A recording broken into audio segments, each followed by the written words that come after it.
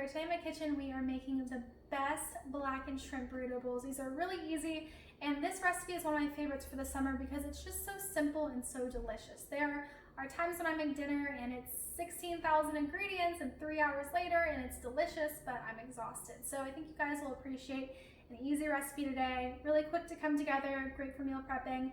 I think you guys are gonna love it, so let's get started. The first thing we're going to do is make the rice, which is incredibly simple. I've just got 2/3 of a cup of long grain white rice. I've got 1 cup of vegetable broth, and you can also substitute with chicken broth. And then I've also got 1/3 of a cup of salsa. So use your favorite salsa. I like to blend it so that the rice is really smooth and so I don't have big chunks of peppers and onions and tomatoes and all that stuff. But feel free to use your favorite type of salsa, mild or spicy, whatever you like. So to start off, I've got a saute pan over medium heat, and I just added a little over a tablespoon of neutral oil. Now I'll add in my rice, and I'm just going to cook this for a couple minutes just to toast this a little bit and give some extra flavor to the rice. We're really just looking for our grains of rice to be lightly golden brown. We just want to toast them a little bit, so make sure to consistently stir while you're doing this. Once our rice has a little bit of color on it, I'm going to add my vegetable broth and salsa. I'm also just going to go ahead and season with some salt, probably 1/8 of a teaspoon at most. And now what we'll do is put a lid on this, and we're going to lower the heat down to low or a simmer. And then we'll simmer this for about 22 to 24 minutes until our rice is cooked through. All right, so this next part is really easy. I've got a baking sheet, and I just lined it with some aluminum foil. And I just put a little bit of oil down so that the shrimp don't stick.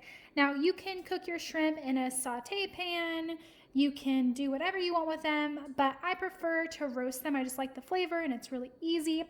So that's what I'm doing. So I've got probably about 6 ounces of shrimp here. And then I've also got some homemade blackening seasoning. So I'll put all of the ratios up on my website and in the YouTube introduction down below. But it's really, really simple. It's just paprika and garlic powder, onion powder, oregano, thyme, a little bit of black pepper. So really basic stuff. Really all we're going to do is just sprinkle the shrimp with the seasoning. And there's no salt in the blackening seasoning, so I'm just going to season with a little bit of salt. And then really we're just going to eyeball with the oil, but I'm just going to add a little bit more, a little bit less than a tablespoon. I just want to turn all of this into a paste. So we're just going to mix this all together. And now we'll just spread this back out on the baking sheet. And now these shrimp are pretty small. They're about 60 shrimp to a pound. So I'm not going to roast these for very long, probably maybe 6 or 7 minutes at most.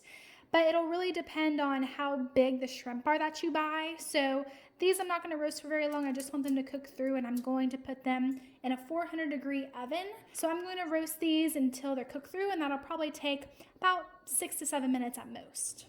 Okay, so now our rice is finished cooking. So now I'm just going to fluff this gently with a fork. All right, so my shrimp are out of the oven. They look great. Now again, these are pretty small, so I only roasted these for about 5 minutes. So again, really just depends on how big or small your shrimp are. And now we're ready to plate everything up and bring it all together. While our shrimp's cooling, we're going to start building the other components of the bowl. So for our avocado, I just cut an avocado in half, and then I took the skin off of it, and now we're just going to cut it into thin slices. Now we'll start building our bowl. So I've got some really creamy black beans, and now we'll plate up our rice. Next, I'm going to add some corn. I'll also add my avocado. Next, we'll add in some of our shrimp. And then the last thing we'll do is finish things off with a nice dollop of sour cream. And now we are ready to eat. All right, we're done. See? It wasn't that hard. That didn't take that long. And I am so excited, as always. Just try to get a little bit of everything.